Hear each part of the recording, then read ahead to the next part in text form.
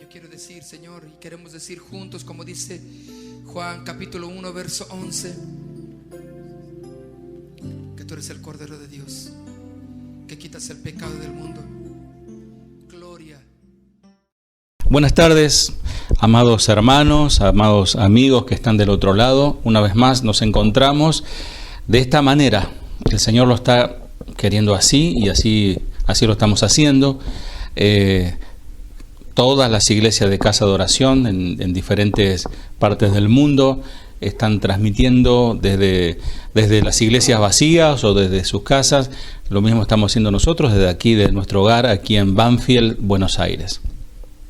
Vamos a hacer una oración para comenzar, para que la transmisión de la palabra de Dios produzca su efecto, porque dice la palabra del Señor que mi palabra no volverá a mí vacía, sino que hará lo que yo quiero que haga. Y sabemos que la palabra de Dios es espíritu y vida, y donde está el espíritu de Dios hay libertad. Él traerá libertad a los oprimidos, a los cautivos del diablo, a los que están enceguecidos, a los que están desanimados, a los que están gozosos, traerá más gozo. Así que vamos a orar al Señor para que Él nos guíe en este tiempo a poder compartir la palabra. Señor, gracias por este momento, gracias por tu misericordia, gracias por tu bondad, por permitirme, Señor, compartir esta palabra con mis hermanos. Señor, trae iluminación. Señor, abre el corazón de tus hijos, que tu Espíritu Santo haga la obra a través de tu palabra, Señor, y dame la gracia para poder compartir, Señor, tamaño mensaje, que es el mensaje de la palabra, de tu palabra, Señor, en el nombre de Jesús.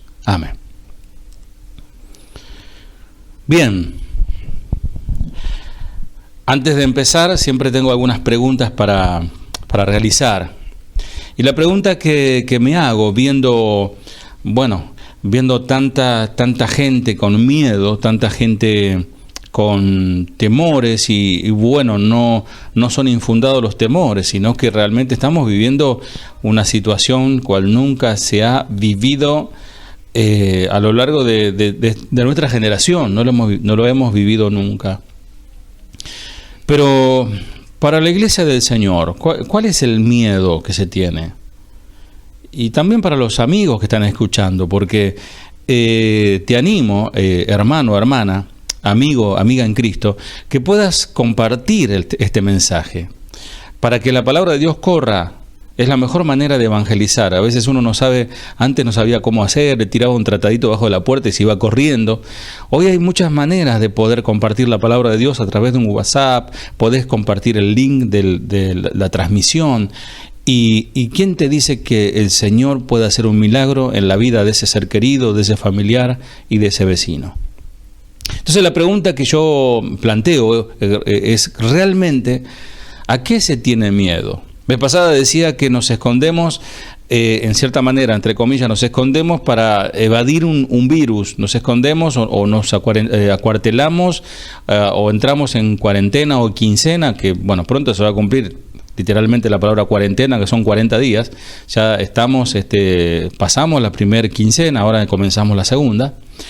¿Y cuál es el miedo? Más allá de querer de contagiarnos, estamos con la gente con desconfianza, nos encontramos con algún amigo o algún hermano y no sabemos si saludarle, si darle el codo, el pie o qué, y realmente estamos con temores. Pero la pregunta más profunda, ¿no? ¿Realmente a qué se tiene miedo? Y analizaba yo y pensaba esto, ¿no? ¿Se tiene miedo a los juicios de Dios? Que de hecho estas cosas que pasan son juicios de Dios, son tratos de Dios. ¿Se tiene miedo a los juicios de Dios o a la justicia de Dios? Que es otra cosa totalmente diferente. Los juicios de Dios los podemos encontrar a lo largo del libro del capítulo 8 de Éxodo, las 10 plagas. Hoy vamos a estar hablando de la última plaga. Pero las 10 plagas ustedes recordarán, y si no lo van a repasar o aprender. La primera fueron las aguas sangrientas, después fue la invasión de ranas, la tercera fue los piojos, la invasión de piojos, después fue la plaga de las moscas, después la terrible peste sobre el ganado, donde todo animal murió. Después las úlceras terribles, ahí en Éxodo ya capítulo 9. Después la lluvia de granizo y fuego. Fue terrible en Éxodo capítulo 9, versículo 13 en adelante. Después vinieron la invasión de langosta, las plagas de langostas, así ya adentrándonos al Éxodo capítulo 10. Y las tinieblas, la plaga de tiniebla, oscuridad total sobre la faz de la tierra, sobre todo sobre Egipto, allí en Éxodo capítulo 10, 21 en adelante. Y por último, la plaga más terrible, el ángel exterminador, que fue allí en capítulo 11 y capítulo 12, que habla de este punto. Y todo esto que estamos viendo, en realidad son juicios de Dios. Se habla mucho también del retorno de Jesús, y Jesús viene pronto, y las señales nos están mostrando que Él no se tarda en venir. También cuando Él venga a la tierra, cuando Él venga a buscar a su iglesia, sobre la tierra también se derramarán los juicios de Dios. Nos habla la palabra de Dios de los 7 sellos, de las 7 trompetas, de las 7 copas de la ira, y cada uno de esos ítems, cada uno de esos 7 tiene su juicio en particular. Juicio tremendo que traerá calamidad sobre la humanidad, estrellas cayendo, pestes y guerras y un montón de cosas que pasarán, que serán juicios de Dios, y que será realmente un arrasar con muchas vidas humanas. Pero en definitiva, los juicios de Dios, estos tipos de juicios de Dios, cuando uno dice una persona de repente, bueno, que se burlaba de Dios o blasfemaba contra Dios, recibe algún mal físico, una desgracia o lo que sea, alguien se anima a decir, bueno, fue un juicio de Dios. Ahora, los juicios de Dios afectan la vida física, mas la justicia de Dios afectará la vida del alma para vida eterna o para muerte eterna. La justicia de Dios es la aplicación de su juicio en un tribunal, en un estrado donde Él mirará las obras de cada uno. Serán sopesados, serán probados, serán puestos en balanza las obras, las intenciones de cada uno, y cada uno recibirá su recompensa. Como dice el Señor, he aquí yo vengo a traer galardón para los que obraron bien, y juicio y castigo para los que mal hicieron. Y la palabra del Señor allí por Mateo 10:28 dice, y no temáis a los que matan el cuerpo, mas el alma no pueden tocar, no pueden matar. Temed más bien a aquel que puede destruir el alma y el cuerpo en el infierno.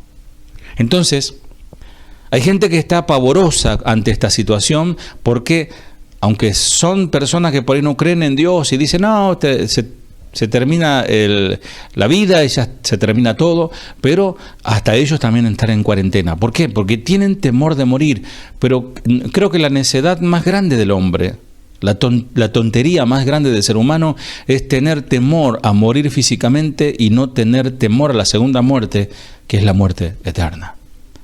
¿Y qué más terrible sería que muchos creyentes que dicen conocer las Escrituras tienen temor a la muerte, tienen temor a enfermarse, tienen temor a ser internados y a ser llevados a un hospital, entubados, puestos en un respirador artificial y sufrir las consecuencias?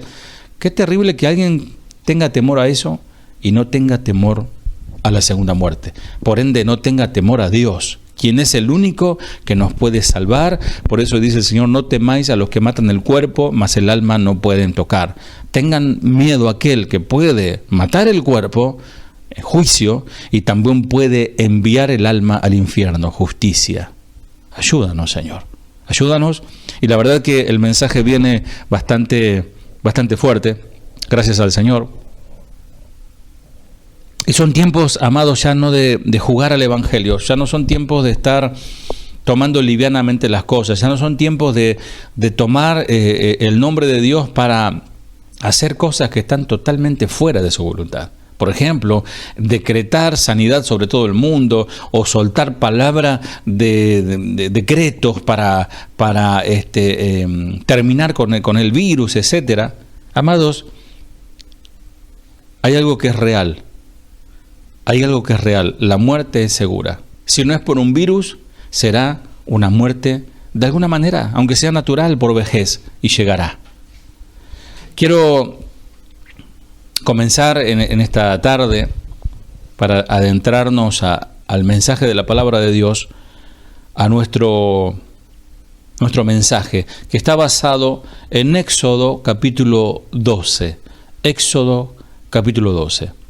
El mensaje de hoy le titulé Guardados por la sangre del Cordero. Y ya no estamos hablando de usar la sangre como un amuleto, ¿no? Que algunos han acostumbrado a cubrirse con la sangre para hacer tal cosa, o la sangre de Cristo me cubre, o pinto mi puerta con aceite que representa la sangre para que los demonios no entren. No hablando de eso, sino hablando del verdadero significado de ser guardados por la sangre del Cordero. ¿Y ustedes qué piensan? Que el Señor no solamente nos guarda nuestra alma a través de su sangre derramada que nos salvó y nos dio vida eterna, Él también guardará nuestra vida en esta tierra. Él guardará todas nuestras cosas, guardados por la sangre del Cordero. ¿Por qué Cordero? ¿Por qué el Señor es el Cordero, representa el Cordero? Porque el Cordero es un animal joven, es una cría de la oveja, especialmente la que no pasa de un año. Y el Señor Jesús entregó su vida cuando vino a morir. La semana que viene se celebra la Pascua, y también se celebra la Pascua judía entre esos días. Y todo el mundo recuerda estas cosas según su creencia. Y el Señor, cuando dio su vida, era un hombre joven, era un cordero, era alguien que no llegó a la cruz en su vejez, llegó a la cruz en la plenitud de su vida. Cordero. La Pascua, de acuerdo al Nuevo Diccionario Ilustrado de la Biblia, habla de que el vocablo Pascua viene de la palabra hebrea Pesaj, que literalmente significa pasar por alto, o pasar de largo, o pasar por encima. Y figuradamente también esa palabra Pesaj significa preservar, significa mostrar misericordia. Su primer uso en las Escrituras lo encontramos precisamente en nuestro texto que vamos a usar, el Éxodo capítulo 12, que nos ofrece todos los elementos esenciales que serán considerados en el resto de toda la palabra de Dios, aun cuando se hace la conmemoración de la cena, ahí por Corintios 11, cuando Pablo dice, porque yo recibí del Señor lo que también os he enseñado. Dice la palabra del Señor allí en Éxodo capítulo 12, versículo 1, si me acompañan allí, dice la palabra del Señor, habló Jehová a Moisés y a Aarón en la tierra de Egipto, diciendo, este mes os será principio de los meses, para vosotros será el primero de los meses del año. Hablad a toda la congregación de Israel, diciendo, en el 10 de este mes tómense cada uno un cordero, según la familia de los padres, un cordero por familia, mas si la familia fuere tan pequeña que no baste para comer el cordero, entonces él y su vecino inmediato a su casa tomarán uno según el número de las personas, conforme al comer de cada hombre, haréis la cuenta sobre el cordero. El animal será sin defecto, macho de un año, lo tomaréis de las ovejas o de las cabras, y los guardaréis hasta el día 14 de este mes. Y lo inmolará toda la congregación del pueblo de Israel entre las 2 de la tarde. Y tomarán de la sangre y la pondrán en los 2 postes y en el dindel de la casa en que lo han de comer. Y aquella noche comerán la carne asada al fuego y panes sin levadura, con hierbas amargas lo comerán. Ninguna cosa comeréis de él cruda ni cocida en agua, sino asada al fuego, su cabeza con sus pies y sus entrañas.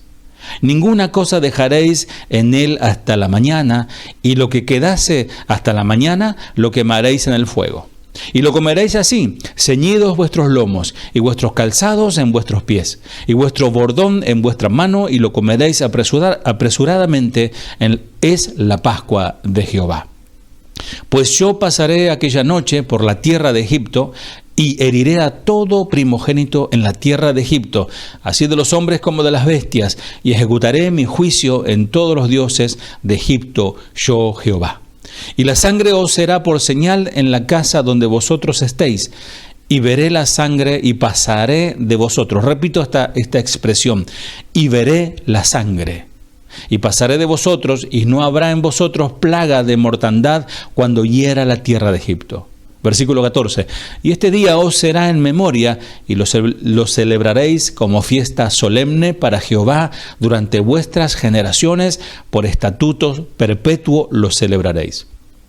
7 días comeréis panes sin levadura, y así el primer día haréis que no haya levadura en vuestra casa.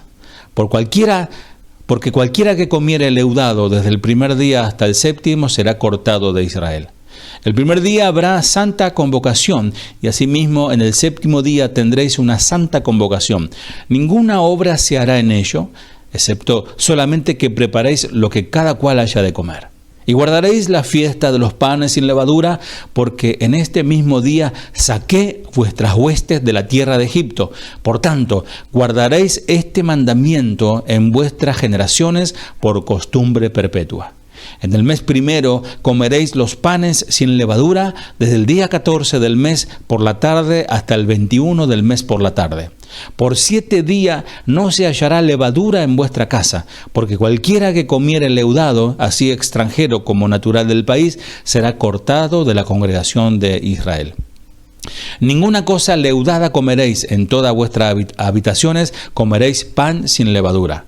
Y Moisés convocó a todos los ancianos de Israel y les dijo: sacad y tomaos corderos por vuestras familias y sacrificad la Pascua. Y tomad un manojo de hisopo y mojadlo en la sangre que estará en el lebrillo, y untad el dintel y los 2 postes con la sangre que estará en el lebrillo. Y ninguno de vosotros salga de las puertas de su casa hasta la mañana. Porque Jehová pasará hiriendo a los egipcios, y cuando vea la sangre, otra vez, cuando vea la sangre en el dintel y en los 2 postes, pasará Jehová aquella puerta, y no dejará entrar al heridor en vuestras casas para herir. Guardaréis esto por estatuto para vosotros y para vuestros hijos para siempre. Y cuando entréis en la tierra que Jehová os dará, como prometió, guardaréis este rito. Y cuando os dijere vuestros hijos: ¿qué es este rito vuestro? Vosotros responderéis: es la víctima de la Pascua de Jehová, el cual pasó, Pesaj otra vez, por encima de la casa de los hijos de Israel en Egipto, cuando hirió a los egipcios y libró nuestras casas. Entonces el pueblo se inclinó y adoró. Y los hijos de Israel fueron e hicieron puntualmente, así como Jehová había mandado a Moisés y a Aarón. Y aconteció que a la medianoche Jehová hirió a todo primogénito en la tierra de Egipto, desde el primogénito de Faraón que se sentaba sobre su trono, hasta el primogénito del cautivo que estaba en la cárcel, y todo primogénito de los animales. Y se levantó aquella noche Faraón, él y todos sus siervos, y todos los egipcios, y hubo un gran clamor en Egipto, porque no había casa donde no hubiese un muerto. Impresionante el relato bíblico, lo que aconteció aquel día con esa mortandad que fue la 10ª plaga que el Señor envió a causa de la dureza de corazón del Faraón y de todos sus séquitos. Interesante, me hace pensar que este pueblo como que se guardó en una especie de cuarentena, no podían salir ni siquiera asomar su nariz afuera. Y es notable cómo Dios hace distinción entre su pueblo. Él hace cosas por ellos que no hace por los demás en el mundo. Amado, amada, por eso, si ustedes son fieles al Señor, ustedes claman al Señor, el Señor les guardará de toda plaga. Sean obedientes, tomen los recaudos que tengan que tomar de higiene, de seguridad, no salgan si no tienen que salir, no anden de aquí para allá, y el Señor les guardará. Y Él hace cosas por su pueblo que no hace por el mundo. Está claro, aquí lo vemos en Éxodo, en toda esa parte que leímos. Un padre, por ejemplo, un padre de familia hace cosas por sus hijos que no hace por todos los demás chicos del barrio. Y vemos esta verdad claramente en toda esta palabra, en toda esta porción bíblica que acabamos de compartir. Dios hizo una provisión, la provisión que Dios hizo por su pueblo. Dios, ¿qué hace? Ofrece su misericordia a todos. Ustedes saben que misericordia es darnos el castigo, no darnos el castigo que sí merecemos. Eso es misericordia. No darnos el castigo que sí merecemos. Y gracia es darnos el amor y darnos el perdón que no merecemos. Desde el principio, Dios dijo que sus misericordias no serían para siempre. Por eso dice el Señor en Génesis 6:3, y dijo Jehová, no contenderá mi espíritu con el hombre para siempre, porque ciertamente él es carne, mas será sus días 120 años. El Señor no iba a luchar, no iba a estar todo el tiempo guardando misericordia con el hombre que vivía 300, 400, 500, 700 años pecando. Entonces el Señor le acorta su vida, su longevidad a 120 años. Miren, aún así, personas 120 años pecando. Hoy por hoy, el promedio del hombre en esta tierra es más o menos de 80 años y más. Hoy hay gente que vive más de 100 años. Y aún así, hay personas que tienen 80 años pecando y nunca se han arrepentido de sus pecados. Yo te digo, varón, mujer, que tienes edad ya más de 60, 70, 80, que nunca es tarde para volver a Dios. Nunca es tarde para arrepentirte de tus pecados y ponerte a cuentas con Dios, porque muy pronto estarás frente a frente con tu Creador. Dice 2 de Corintios capítulo 6, versículo 2, porque dice, en tiempo aceptable te he oído, y en día de salvación te he socorrido.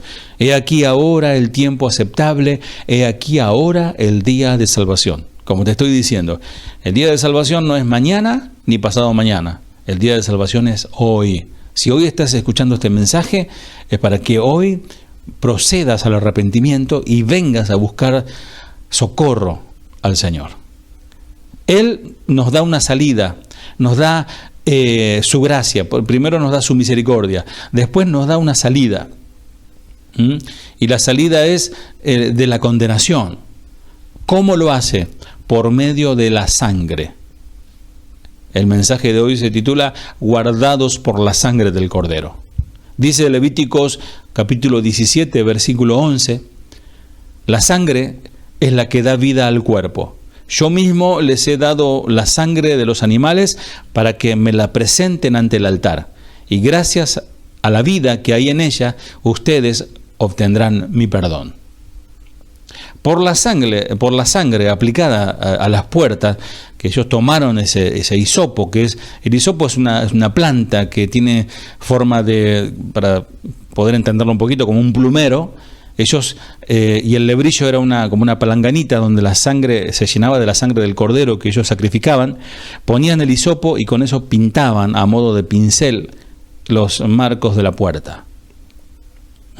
Esa sangre era aplicada a la puerta y esa sangre que se derramaba no era suficiente, porque vino Cristo y derramó su sangre, la que es suficiente. Amén. Literalmente, la sangre de Cristo no salva a toda la humanidad. ¿Por qué? Porque no toda la humanidad se guarda bajo la sangre de Cristo. La sangre de Cristo, o la sangre del Cordero en este sentido, tiene que ser aplicada personalmente. Todavía la salvación es por la sangre de Cristo. La salvación es por la sangre de Cristo. La salvación no es por estudiar un libro, la salvación no es por un bautismo, la salvación no es por ir a la iglesia, la salvación no es por hacer una oración, la salvación es por la sangre del Cordero. Dice Hebreos capítulo 9, versículos 20 al 22, Hebreos 9, 20 al 22, la versión Biblia en lenguaje sencillo, cuando terminó, dijo: esta sangre confirma el pacto que Dios ha hecho con ustedes. Moisés también roció con sangre el santuario y todas las cosas que se usaban en el culto. También se rociaba sangre sobre los utensilios sagrados. Dice el versículo 22, la ley dice que la sangre quita el pecado de casi todas las cosas y que debemos ofrecer sangre a Dios para que nos perdone nuestros pecados. Hablando de la ley, antiguamente se utilizaba literalmente un corderito para hacer este ritual. Ahora, Cristo, Jesús, el Señor, Él es nuestro Cordero. Dice Primera de Pedro 1:19, sino con la sangre preciosa de Cristo, como de un cordero sin mancha, como, no significa que Jesús sea un cordero, sino como, da la figura, como de un cordero sin mancha y sin contaminación. Su aplicación: el cordero tenía que ser comido apresuradamente, se lo comían al cordero, y no se lo podía comer así con indiferencia. Fíjate lo que dice Santiago 4:14. ¿Cómo saben qué será de su vida el día de mañana? La vida de ustedes es como la neblina del amanecer, aparece un rato y luego se esfuma. Ellos tenían que comer el cordero sabiendo el mandato que recibieron, lo que significaba eso, no comer por comer, no comer así nomás como quien se come una hamburguesa. Tenía un significado tremendo. Y no solamente tenían que comer el cordero, sino que tenían que agregar a eso un preparado, como una especie de ensalada con hierbas amargas, que hasta hoy el pueblo judío en su pesaje, en su celebración de Pascua, ellos comen hierbas amargas, que habla del dolor que ellos sufrieron, del sufrimiento que estuvieron bajo el látigo de Faraón. También con una actitud de arrepentimiento. Lo más repugnante es el pecado, lo más precioso es Cristo. Con ese corazón había que comer. Con ese corazón hoy nosotros, cuando conmemoramos la cena del Señor, así debemos comer. Por eso dice, cada uno pruébese a sí mismo, examínese a sí mismo y coma y beba. Dice que ellos tenían que estar preparados, aptos, listos, con sus vestidos ceñidos, es decir, con sus ropas preparadas, ya atados para poder correr. Vieron que ellos utilizaban como togas, como ropas largas. Ellos tenían un cordón y ellos debían levantarlo, tenían como un pantalón abajo, levantarlo y atárselo a la cintura para poder correr. De otra manera no podían correr. Entonces dice, por eso se dice, ceñido vuestros lomos, preparados, vestidos para salir. Esto es una manifestación de fe, que ellos iban a ser librados de la esclavitud. Ellos estaban comiendo aquella noche de la Pascua, comiendo ese cordero, siguiendo todas las directivas que el pastor, en ese sentido fue Moisés, les dio de parte de Dios, y ellos obedecieron. Ellos comieron con esa actitud, sabiendo que pronto iban a salir rápidamente de ese lugar.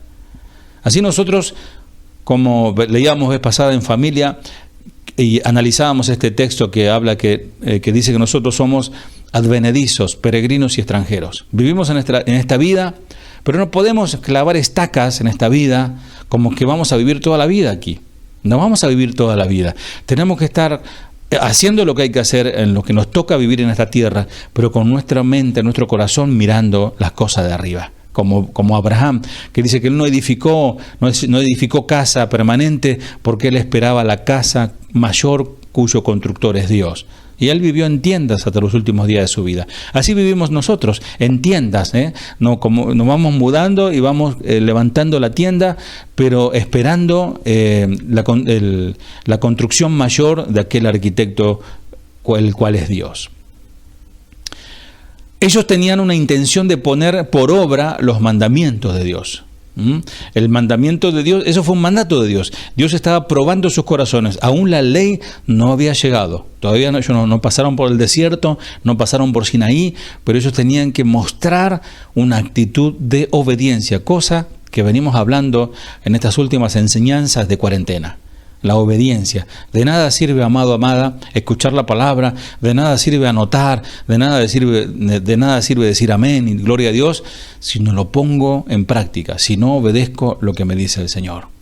Y este pueblo fue librado porque obedeció.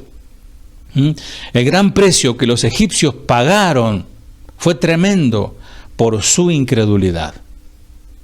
La razón fue su incredulidad. Y ellos quizás nunca habían visto tal cosa. No les parecía razonable ver un par de hebreos pintando el marco de una puerta con sangre. Decían, estos están locos, estos están haciendo cualquier cosa. Les parecía imposible. Quizás ellos pensaron, tal vez es una cosa, un ritual de los judíos, que tienen cada cosa rara, ¿no? A veces los impíos se sorprenden de las cosas que hacen los cristianos, por ejemplo, de orar, de cantar y llorar, cuando ellos tienen sus propios rituales que realmente no tienen sentido. Inclusive muchos de ellos adoran demonios sin saberlo. Entonces ellos habrán pensado, ¿qué será lo que están haciendo? Debe ser alguna religión rara. Cuando alguien va a hablar a alguien de Cristo o del Evangelio, rápidamente se escuda detrás de su religión, diciendo, yo ya tengo mi religión, no vengas con tu religión rara. No, nosotros pertenecemos a la religión madre o pertenecemos a tal credo, etcétera. Amado, amada, amigo, amiga, lo que yo te vengo a hablar hoy es de Cristo, de ninguna religión. Te vengo a hablar de Cristo, el Cordero de Dios que quita el pecado del mundo. Y estamos recordando lo que pasó miles de años anterior.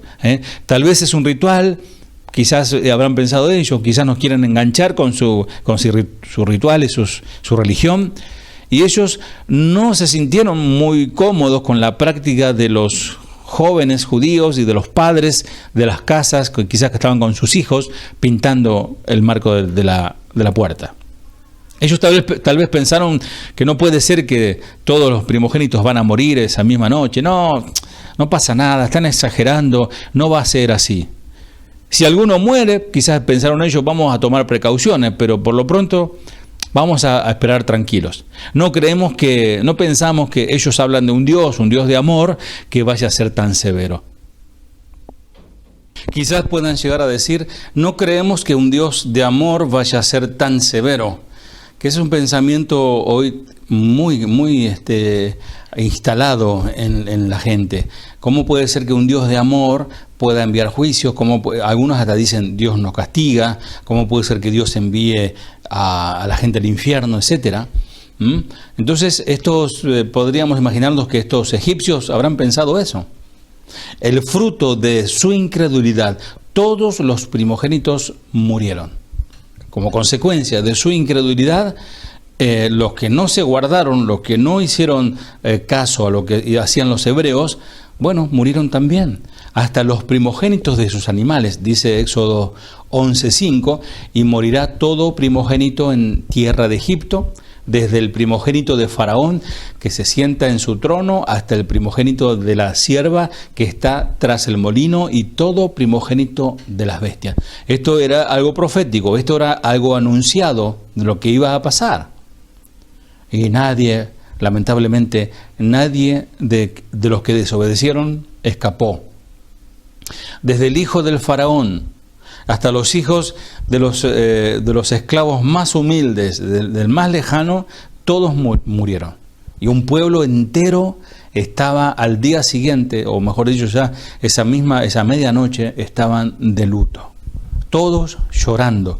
Lo que habrá sido oír el tremendo llanto, el tremendo grito de esas madres, de esos padres, de esos hijos menores, llorando por el primogénito muerto. Quizás pudiéramos imaginarnos largas caravanas y largas colas para entrar a los portones de los cementerios, como estamos viendo terribles, dantescas imágenes que vemos de lo que pasa en Italia, los cajones apilados uno arriba de otros y los llevan en camiones para cremarlos. La verdad que lo que estamos viendo es apocalíptico. En aquel tiempo fue terrible también. Su castigo fue justificado. Ellos confiaron en el faraón en vez de confiar en Dios. Faraón es el tipo de Satanás y Egipto es el tipo del mundo, ¿verdad? Los hombres están más dispuestos a confiar en un hombre que en Dios. Lamentablemente esto sucede en todos los órdenes de la vida, aún dentro de la iglesia. Hay personas que depositan ciegamente su fe en un hombre, y sobre todo generalmente líderes que tienen conceptos equivocados, hasta herejes y torcidos, y manipulan a las vidas, como habla la palabra del Señor, de personas como Diótrefes, que toman dominio sobre las personas y las dominan para sacar ventaja económica de ellos, para hacer, como dice la palabra del Señor, mercadería de las almas.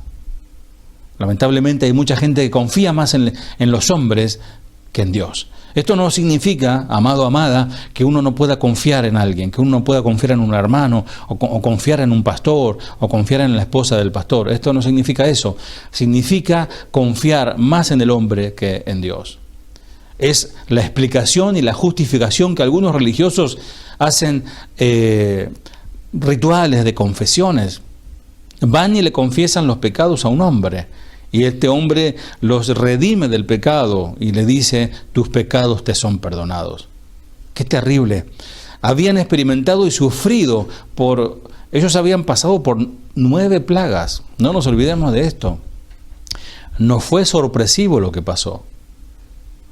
Yo recuerdo en una prédica del pastor David Wilkerson, y él contaba que cuando fue el gran desastre, el huracán Katrina o Catherine, que pasó por allí, por la zona de Nueva Orleans y todos esos lugares, que murieron tanta gente y que fue terrible el juicio de Dios en aquel lugar.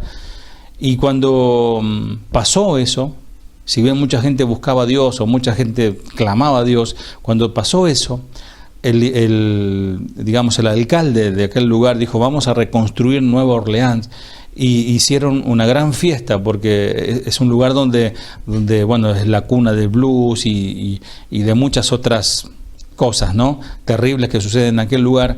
Y hicieron un lugar como Las Vegas, hicieron una fiesta de todo tipo de desenfreno, como para celebrar la reconstrucción de la ciudad. El hombre puede sufrir las peores consecuencias. Hay personas que cuando están enfermas se acuerdan de Dios, y cuando están sanas se olvidan de Dios. Y es lo que le pasó a esta gente. Ellos experimentaron las 9 plagas y debieron haber tenido razón en hacer caso a la palabra de Moisés. El faraón no tenía éxito en frenar esas plagas, aunque él tuvo ahí sus magos y sus brujos que quisieron igualar con la serpiente que ellos también hicieron, transformaron sus bastones en serpiente, y el bastón de Moisés se convirtió en serpiente y se comió las otras serpientes. Aún así, el faraón no tenía éxito en frenar lo que venía de parte de Dios. Cada plaga tenía un costo altísimo de vidas y también económico, y también eran humillados sus dioses, porque cada plaga tenía un significado de un dios para ellos. Siguieron con sus vidas ellos sin preocuparse de nada, después de haber pasado por todas esas plagas. El faraón no tenía éxito para frenar todas las plagas que le traían costos tremendos, no solo costos de vida, sino costos económicos, y también sus dioses eran avergonzados, porque cada plaga tenía un significado muy, muy profundo. Y ellos, después de la 9ª plaga, siguieron sus vidas sin ningún problema. Como pasa en estos días, que hay gente que quiere salir. ¿Para qué quiere salir? Bueno, quiere salir a trabajar, quiere salir a estudiar, pero también quiere seguir su vida normal, entre comillas, para seguir pecando. La gran mayoría hoy en día dice que no tiene tiempo para Dios. Tiene tiempo para todo menos para Dios. Interesante, porque el que no tiene tiempo para ir a la iglesia, tampoco tiene tiempo para escuchar un mensaje a través de las redes, tampoco tiene tiempo para juntarse en familia para orar juntos como iglesia, tampoco tiene tiempo para leer su Biblia. Realmente la persona que dice que no tiene tiempo para Dios, no tiene tiempo para Dios. Tiene tiempo para todo lo demás, pero no tiene tiempo para Dios. Al contrario, pasaba con los hijos de Israel, que ellos sí cumplieron puntualmente lo que Dios le mandó hacer. Es la incredulidad la que condena al hombre. No es Dios, es su propia incredulidad. No es el diablo siquiera. Nadie puede hacer responsable al diablo de que alguien vaya al infierno. No, nadie puede hacer responsable a Dios de que alguien vaya al infierno. Cada uno es responsable de su destino final. Por haber creído o por no haber creído a lo que Dios dijo. El Señor nos demandará qué es lo que hicimos con el mensaje de la cruz. ¿Qué es lo que hiciste mientras estabas en la tierra con el mensaje de la cruz? Juan, capítulo 3, versículo 18, dice: el que cree en mí, que soy el Hijo de Dios, no será condenado por Dios. Pero el que no cree ya ha sido condenado, porque Dios, en su presencia, Él sabe todo, precisamente por no haber creído en el Hijo único de Dios, o en el unigénito Hijo de Dios, mejor traducción, ¿verdad? Y el Salmo 14:1 dice: los necios piensan, Dios no existe, pero son gente corrompidas. Todo lo que hacen es odioso, ninguno de ellos hace lo bueno. Otra versión dice de esta manera: dice el loco en su corazón, no hay Dios. Se corrompieron, hicieron obras abominables, no hay quien haga el bien. Él es necio por ser incrédulo. La persona está corrompida por su incredulidad. Hace obras abominables porque son incrédulos. A consecuencia de estar lejos de Dios, de rechazar a Dios, sus obras son abominables ante Dios. Y no debemos, amado, amada, quizás la palabra es dura, pero no debemos ser tontos. No podemos rechazar lo que la palabra de Dios nos habla. No podemos dejarnos llevar por nuestros impulsos, por nuestros deseos carnales, por nuestras concupiscencias, los deseos más profundos de la carne, de la naturaleza pecaminosa. En el pasado vemos que Dios cumplió con lo que dijo que iba a hacer. Y lo cumplió. Ahora, ¿qué razón tenemos para pensar que Él no va a hacer lo que Él dijo que iba a hacer? ¿Qué tanta inteligencia podemos tener nosotros? ¿O qué información manejamos? ¿O qué conocimiento tenemos para decir, no, Dios no va a cumplir lo que dijo? ¿De dónde nos aferramos para decir eso? Cuando Él dice que el incrédulo se encuentra condenado, es algo serio, amigo, amiga. La persona que hoy no cree ya está condenada. No es que va a ser condenada, ya está condenada. Por eso es necesario ser guardados bajo la sangre del Cordero. Si alguien no ha creído en Cristo, si alguien no cree en Cristo, ¿por qué no comenzar hoy a creer en Cristo? Guardados por la sangre del Cordero. Vamos a repasar nuestro capítulo Éxodo 12, ahí un poquito salteadito, la sangre del Cordero de la Pascua. Dice ahí en Éxodo capítulo 12, y tomarán de la sangre y la pondrán en los dos postes y en el dintel de las casas en lo que han de comer. Y tomad un manojo de hisopo y mojadlo en la sangre que estará en un lebrillo, y untad el dintel y los dos postes con la sangre que estará en el lebrillo, y ninguno de vosotros salga de la puerta de su casa hasta la mañana. Y la sangre os será por señal en las casas donde vosotros estéis, y veré la sangre y pasaré de vosotros, y no habrá en vosotros plaga de mortandad cuando hiera la tierra de Egipto, porque Jehová pasará hiriendo a los egipcios, y cuando vea la sangre en el dintel y en los dos postes, pasará Pesaj, Pascua, pasará Jehová aquella puerta, y no dejará entrar al heridor en vuestras casas para herir. Éxodo capítulo 12, 7 al 23. Fíjense cómo dice, tomarán de la sangre. De modo que la sangre verdaderamente debía ser utilizada, debía ser aplicada, es más, debía ser reclamada. No llegaba por sí sola la sangre a los postes y al dintel de la puerta. La fe consistía en la aplicación práctica de la sangre, en tomar ese cordero, hacer ese trabajo quizás desagradable de matar un animal de esa manera, que su sangre llene un recipiente, tomar un hisopo, una rama, y pintar esa puerta o el marco de la puerta. La sangre era aplicada a los postes de la puerta con un hisopo. El hisopo también nos recuerda otros eventos de la historia en la palabra de Dios, la misma crucifixión de Jesús, que durante su crucifixión, dice Juan 19:29, que estaba allí una vasija llena de vinagre, ya no de sangre, sino de vinagre. Entonces ellos empaparon en vinagre una esponja y poniéndola en un hisopo, se la acercaron a la boca de Jesús. Y también en el Salmo 51, versículo 9, David ora y dice: Señor, purifícame con hisopo y seré limpio, lávame y seré más blanco que la nieve. Nuestro capítulo de Éxodo 12 dice: la sangre será señal en vuestras casas. ¿Qué señal hay en nosotros que Dios ve? La pregunta sería: ¿qué es lo que Dios ve en nosotros? Nosotros somos a modo de una casa. ¿Qué ve el Señor en la puerta de nuestra casa? La sangre era la señal.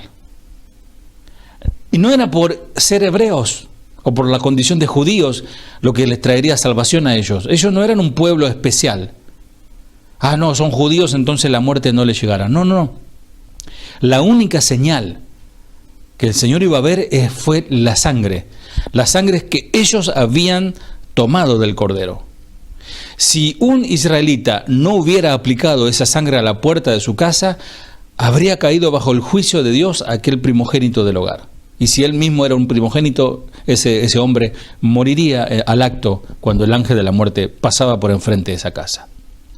Cuando vea la sangre, es la expresión que aparece en Éxodo 12, dijo el Señor: el israelita debía tomar la sangre y en un acto de fe la debía untar en los postes de la puerta, luego debía retirarse al interior de su casa. No quedarse ahí en el umbral de su casa, mirando afuera, a ver qué pasaba, cómo sucedía esta situación. No, tenían que hacer ese trabajo, cerrar la puerta y meterse adentro. Y comer esa comida de la manera que Dios había mandado. Ya no importaba si el israelita veía la sangre, porque la sangre estaba hacia afuera, si había hecho todo bien, si aplicó la sangre con suficiente, si distribuyó bien la sangre, si puso bastante cantidad de sangre, si estaba bien rojo eso. No. Si se apuró o si lo hizo con tiempo, lo hizo con dedicación, lo pintó bien parejito. No, nada de eso importaba. La sangre se sobreponía a toda duda, a toda inseguridad y miedo que podía presentarse. O sea, el que estaba adentro no está, pintaste bien, ¿estás seguro? No, ellos obedecieron. Había entre los israelitas quizás aún muchas cosas que ellos debían analizar de sus propias vidas, cosas mismas que ellos debían censurar de sus conductas. Tendrían debilidades quizás. Capaz se daban cuenta de su incapacidad. Se daban cuenta que eran imperfectos y quizás cuántas cosas habían hecho desordenadas y mal, cuántos pecados habían cometido. Quizás ellos tenían cosas que no estaban en orden, quizás tenían deudas con alguien, quizás debían pedirle perdón a alguien o viceversa. Pero no obstante, la seguridad no se encontraba en los que ellos pudieran haber pensado de ellos mismos, sino que la seguridad de ellos estaban únicamente en la sangre y en el hecho de que Dios había puesto sus ojos en esa sangre y en nada más. No dice el texto cuando te vea a ti o cuando vea al jefe de familia. No, dice cuando vea la sangre. El Dios vivo dijo: cuando vea la sangre, pasaré de largo y te protegeré. Pasaré de largo y tendré de ti misericordia. Era la sangre de un cordero joven, inocente, sin defecto, sin mancha, puro, el que hacía la diferencia entre la salvación y juicio, entre la redención y la condenación. Ya no se trataba de las personas, sino que se trataba del cordero. Cuando Dios miraba esa sangre, no veía al israelita pecaminoso que vivía detrás de esa puerta, sino que el Señor solamente miraba la sangre. Y con eso, en cierto sentido, aún personas intachablemente puras, aprobadas por Él, Dios pasaba de largo a esa persona. Puede ser que esa persona haya sido muy buena persona y dijo: no, yo soy buena persona, no hace falta ni que pinte con la sangre la puerta. Pero si Dios pasaba, no iba a tener en cuenta que esa persona haya sido buena, sino que esa persona no se cubrió bajo esa sangre, no se protegió bajo esa sangre. Ya no había acusación, no había ira de parte de Dios para ese hogar, no había juicio para ese hogar, no había un veredicto ni perdición. Alguien lo expresó de esta manera: veo la sangre y paso por alto. Ya no pensando qué hicieron o qué dejaron de hacer lo que estaban adentro, aunque Dios todo lo sabe. Pero ellos obedecieron. Amado, amada, lo que Jesús es hoy para nosotros tiene su significado y es efectivo para toda la eternidad. Ya no solamente, como en este caso, ellos fueron salvados de morir en ese momento, aunque después, más adelante, algunos de ellos quizás murieron de una manera terrible en el desierto por desobedecer al Señor. Éxodo 12:24 dice: guardaréis esto por estatuto para vosotros y para vuestros hijos para siempre. Y en el Nuevo Testamento esto suena así, en Hebreos capítulo 10 versículo 14, dice: porque con una sola ofrenda hizo perfecto para siempre a los santificados. Es decir, el Señor murió una sola vez, no muere en todas las Pascuas, no muere todos los años como se pretende hacer, o no muere en cada misa. El Señor murió una sola vez y para siempre, para ser perfectos y santificar a los suyos. Y amado, amada, esa es la esperanza viva que tenemos los creyentes a través de la sangre del Cordero. Y en esa sangre somos santificados. Hebreos 10:10, si querés, sos rápido para buscar en tu Biblia o anotarlo ahí, dice: en esa voluntad somos santificados. En esa voluntad somos santificados mediante la ofrenda del cuerpo de Jesucristo, hecha una vez y para siempre. Qué diferentes son frente a estos intentos de santificarnos de manera personal. O sea, santificarnos por nuestras propias obras, santificarnos porque nos vestimos de tal manera, santificarnos porque tenemos tal ritual. Amado, eso no sirve para nada. El mundo practica esas cosas. El mundo trata de, en cierta manera, para decirlo de una manera coloquial, de purificarse, de ser buena gente ante Dios o ante alguien que pueda existir por ahí o ante la sociedad. Pero de nada sirve ser persona buena y no haber sido lavado con la sangre del Cordero. Vez pasada leía un poco sobre un hombre llamado Ip Man, quien fue el maestro de artes marciales del famoso actor Bruce Lee. Él era un monje y me llamó la atención cierto aspecto de su vida porque pude ver alguna filmación sobre su vida.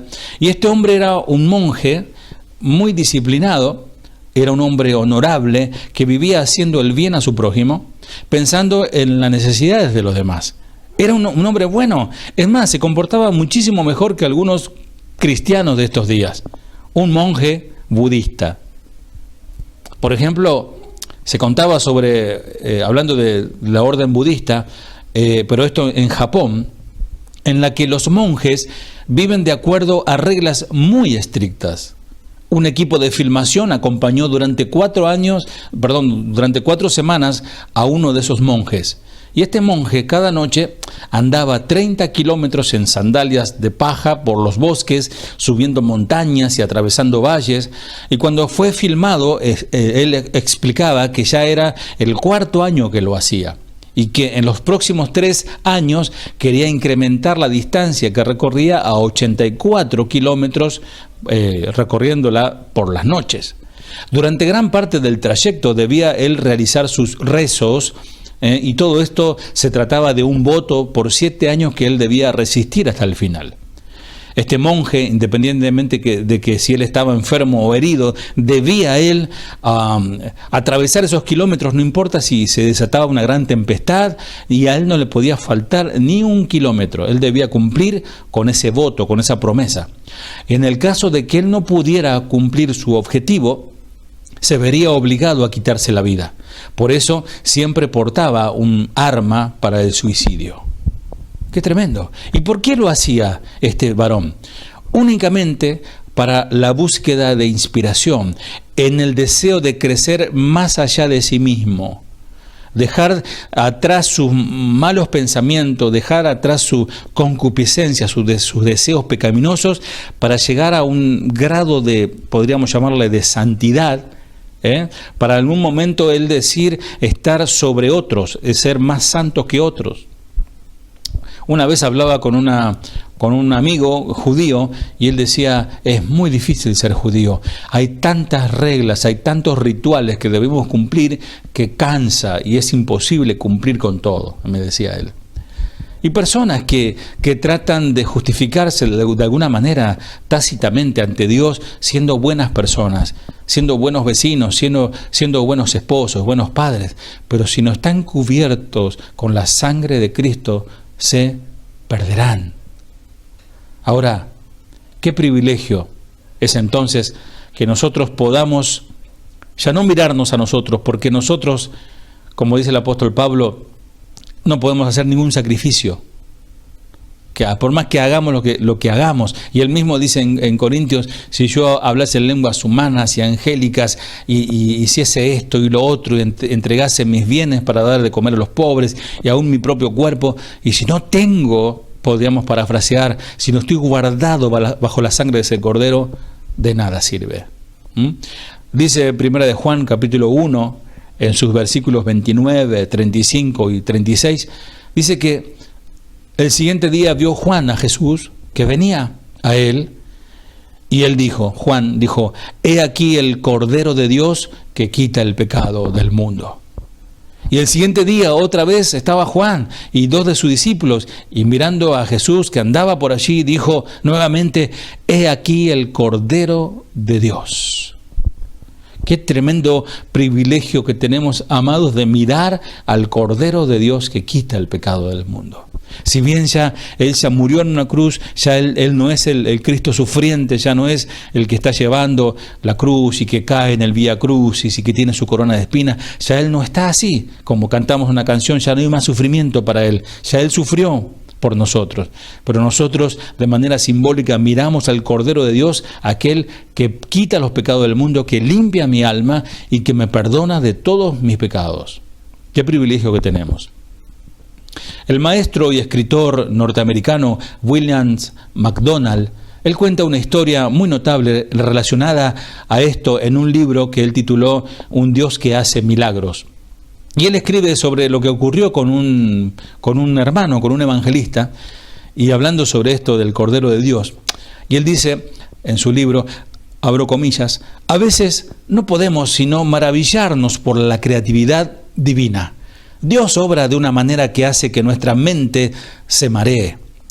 Nos sentiríamos tentados a considerar que la historia de este evangelista es un poco inverosímil si realmente no le conociéramos a él, cuya integridad está más allá de toda duda y quien no tiene la tendencia ni a exagerar ni a idealizar. Para muchos de nosotros es conocido a través de sus escritos.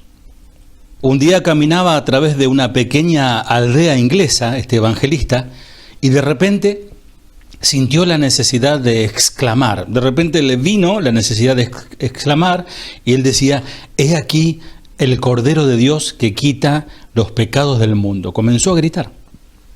Aparentemente no había nadie cerca como para escucharlo, y una exclamación de ese tipo parecía un poco fuera de foco, tonta. Pero este varón vivía una relación cercana con el Señor, de modo que podía percibir la voz del Espíritu de Dios que le hablaba. Por lo tanto, siguió citando él Juan 1:28 en voz alta. Y luego le pareció que debía repetir ese versículo, Dios apretando su corazón. Y también lo hizo. 6 meses más tarde, se encontraba en dicha aldea para un evangelismo puerta a puerta, cuando le preguntó a una señora en una de las casitas que visitaba si esa mujer era salva, y ella le confirmó encantada que pertenecía al Señor. ¿Y cómo sucedió?, le preguntó él. Ella le contestó que hacía 6 meses atrás se estaba sintiendo muy mal a causa de sus pecados, y allí en esa pequeña choza había clamado al Señor por ayuda, y justamente en ese momento escuchó la palabra que decía: «He aquí el Cordero de Dios que quita los pecados del mundo». Y ella continuó diciendo: «Señor, si tú lo estás diciendo, entonces dilo otra vez». Y nuevamente escuchó esas palabras maravillosas: «He ahí el Cordero de Dios que quita los pecados del mundo». En esa mañana le fue quitada la carga por sus pecados y se llenó de paz y gozo a través de la fe en el Cordero de Dios. Qué maravilloso ser un hombre como este predicador, quien era sensible a la insistencia del Espíritu de Dios y le obedeció aun cuando parecía ridículo y tonto y sin sentido. Cierro comillas. Queremos historia, ¿verdad? Y aquí nosotros, hoy como iglesia, tenemos algo a lo que podemos mirar. ¿A dónde mirar? Hay algo que Dios mismo señala, lo que señalan todos los autores de la Biblia, lo que señala la historia y lo que es señalado por incontables testimonios de personas que han tenido una verdadera experiencia con el Cordero de Dios que quita los pecados del mundo. Ese es. Muchos en este mundo, aunque pretendan, no lo son, ser los que quitan los pecados del mundo. Filósofos humanos, figuras de salvadores como Buda, Mahoma o los que practican el esoterismo, ellos no ofrecen vida. Ninguna religión ofrece vida, pero Jesús, Él es vida. No solo ofrece la vida, sino que Él es la vida. Todo en este mundo, amado, amada, se tambalea, nada trae seguridad definitiva. Jesucristo, sin embargo, es como una roca en medio del oleaje, quien puede decir de sí mismo: yo soy la verdad. Jesucristo es la verdad. Él es el Cordero de Dios. Jesucristo es el Cordero de Dios a la perfección, el regalo de Dios para nosotros. ¿Recibiste algún regalo en tu vida? ¿En tu día de cumpleaños? ¿En alguna fiesta especial de boda? ¿Recibiste algún regalo lindo? No hay mejor regalo que el que Dios nos dio, al Cordero de Dios que quita los pecados del mundo. Todos esos millones de corderos de Pascua que antes se mataban a lo largo de la historia, antes de venir Cristo, lo señalaban a Él. El éxodo del pueblo judío de Egipto nos da una idea de la salvación de la esclavitud de Egipto, del pecado, a través del perfecto Cordero de Dios, el que quita los pecados del mundo.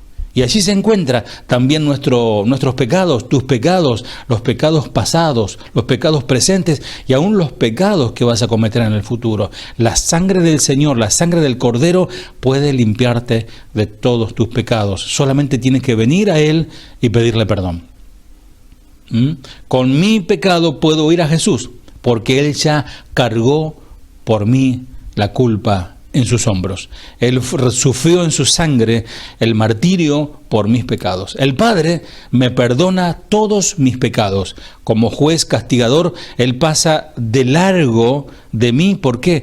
Porque ve a Jesús crucificado en la cruz, me ve a mí bañado en su sangre, de manera simbólica. Vamos a leer lo que dice Romanos capítulo 8, 28 en adelante, un texto muy conocido, un texto que nos gusta bastante, y dice así: y sabemos que a los que aman a Dios, todas las cosas les ayudan a bien. Esto es, a los que conforme a sus propósitos son llamados. Porque a los que antes conoció, es decir, la sabiduría de Dios, también los predestinó para que fuesen hechos conformes a la imagen de su Hijo, para que Él sea el primogénito entre muchos hermanos. Y a los que predestinó, a estos también llamó, y a los que llamó, a estos también justificó, y a los que justificó, a estos también glorificó. Miren, amados, en el saber de Dios, en el tiempo de Dios, porque Dios no tiene ni pasado ni futuro, Él es siempre presente, ya Él nos está viendo glorificado. ¿Qué pues diremos? Dice la palabra del Señor. ¿Qué pues diremos a esto? Si Dios es por nosotros, ¿quién contra nosotros? El que no escatimó, el que no negó ni a su propio Hijo, sino que lo entregó por nosotros, ¿cómo no nos dará también con Él, con el Cordero, todas las demás cosas? ¿Quién acusará a los escogidos de Dios? Estas cosas, miren, estos puntos que yo señalo aquí de Romanos 8:28, cuando dice todas las cosas, ¿cuáles son esas cosas? Te pueden acusar. ¿Quién acusará a los hijos de Dios? Dios es el que justifica. ¿Quién es el que condenará? Te pueden condenar. Cristo es el que murió, más aún, el que también resucitó, y el que además, como si fuese poco, está a la diestra de Dios, el que también intercede por nosotros. ¿Quién nos separará del amor de Cristo? Todas las cosas ayudan para bien. Tribulación, o angustia, o persecución, o hambre, o desnudez, o peligro, o espada. 36. Como está escrito, por causa de ti somos muertos todo el tiempo. Somos contados también como ovejas, como corderos de matadero. Antes, en todas estas cosas somos más que vencedores por medio de aquel que nos amó. Por lo cual, amado, amada, estoy seguro de que ni la muerte, las cosas que ayudan para bien, ni la vida, ni ángeles, ni principados, ni potestades, ni lo presente, ni lo porvenir, ni lo alto, ni lo profundo, ni ninguna otra cosa creada nos podrá separar del amor de Dios que es en Cristo Jesús, Señor nuestro. Amén. No obstante, el Cordero que quita los pecados del mundo también juzgará al mundo por sus pecados. Serán culpables todos aquellos que han rechazado y pisoteado la sangre del Cordero. Eso lo vemos en el libro de Apocalipsis también, en el capítulo 5, ahí no encuentra a nadie digno de abrir el libro de Dios, que es sellado con 7 sellos, que ahí va a ser derramada la ira de Dios, o de mirar en el interior del rollo. Ninguno era digno, pero el Hijo de David, el León de Judá, Jesucristo, quien en esta visión es presentado como el Cordero de Dios. Fíjate lo que dice, para ir terminando ya, Apocalipsis 5:9, y cantaban un nuevo cántico diciendo: digno eres de tomar el libro y de abrir sus sellos, porque tú fuiste inmolado y con tu sangre nos has redimido para Dios de todo linaje y lengua y pueblo y nación. Con la apertura de los sellos de este libro comienza el juicio de Dios sobre la tierra. Y es denominada también, miren qué interesante, la ira del Cordero. El mismo Cordero que derramó su sangre por nosotros, también nos habla que ahora aparece como un Cordero enojado. Qué interesante la figura. El gran día de su ira, Apocalipsis capítulo 6, 16, 17.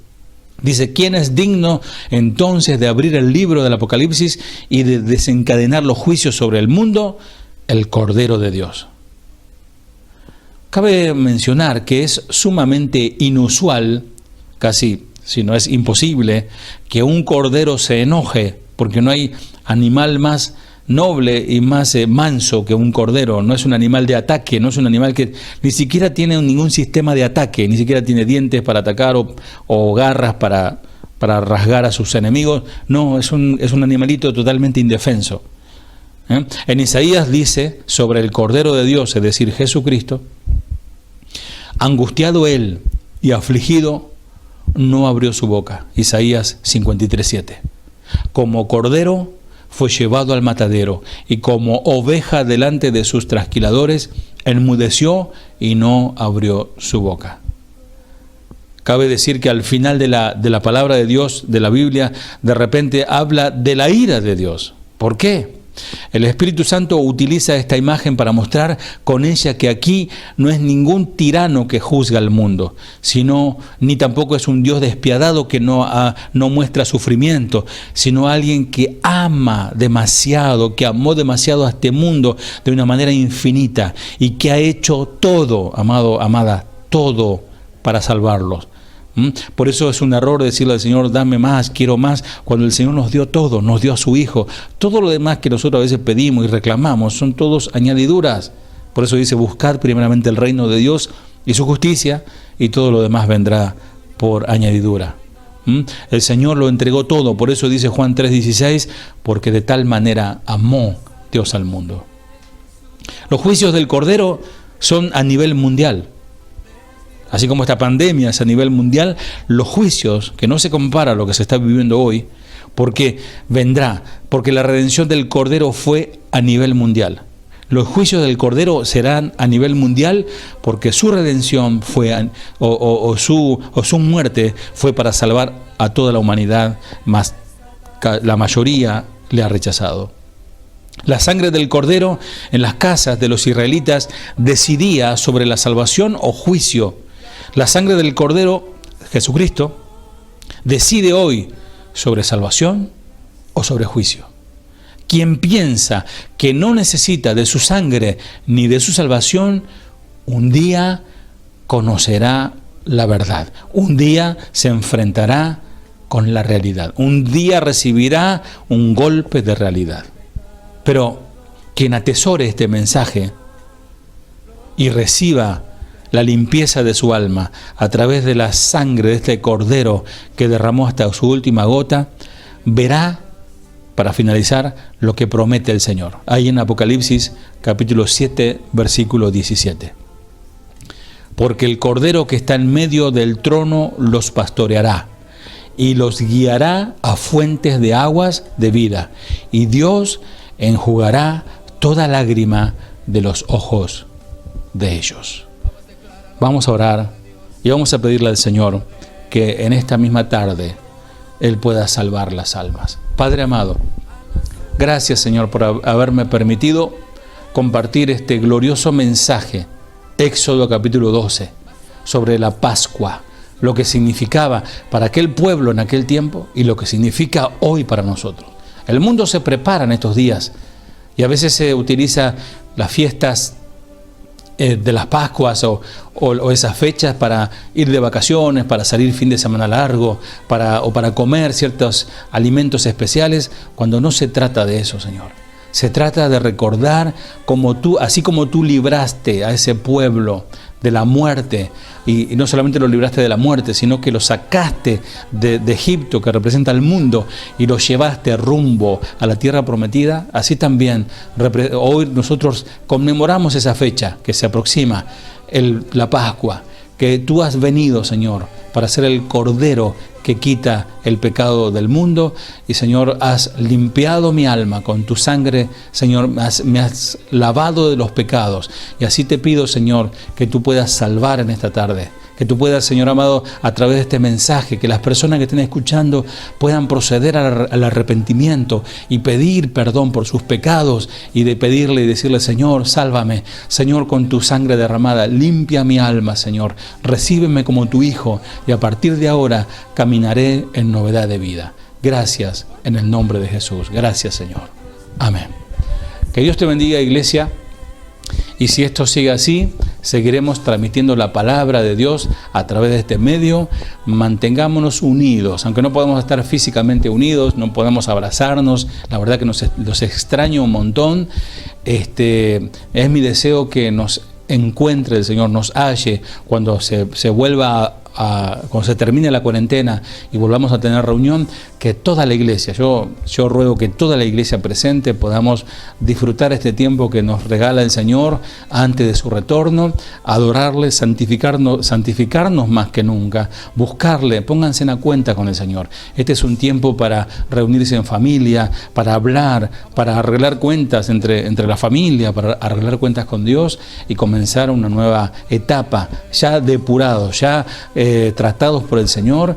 Y no importa lo que venga, como decía ahí Romanos capítulo 9, nada nos podrá separar del amor de Cristo. Que el Señor te bendiga.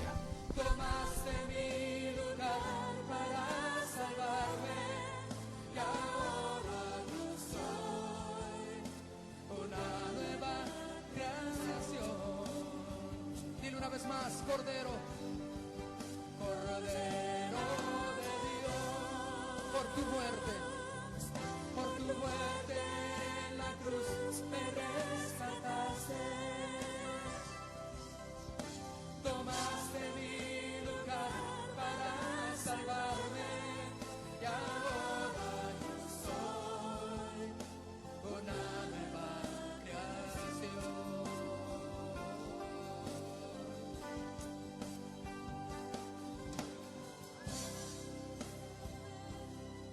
Gracias, Señor, tomaste mi lugar, porque me salvaste. Oh, gracias, Señor.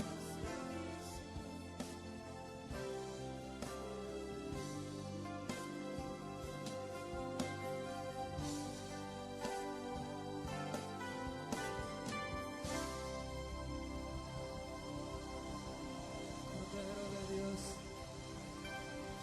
Cordero de Dios,